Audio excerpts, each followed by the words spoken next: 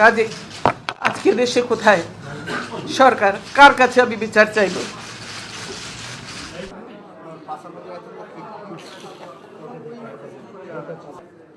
দীর্ঘদিনের সংসারের সব মালামাল রেখে আমাকে এক কাপড়ে বাড়ি থেকে বেরিয়ে আসতে হলো,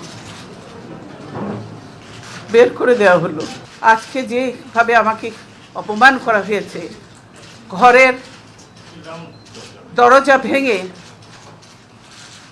ভেঙে আমার বেডরুমের দরজা ভেঙে রীতিমতো ট্রেনিং হিচড়ে তারা বের করেছে এবং এমনভাবে বলছে যে পুরুষ মানুষ এমনভাবে বলছে যে জোর করে ওনাকে উঠিয়ে নিয়ে আসেন, জোর করে দরকার হলে ওনাকে কোলে উঠিয়ে নিয়ে আসেন। এরকমভাবে একটা সরকারের এই আচরণ। ওনারা ধাক্কা দিয়ে আমাকে গাড়িতে উঠিয়েছেন।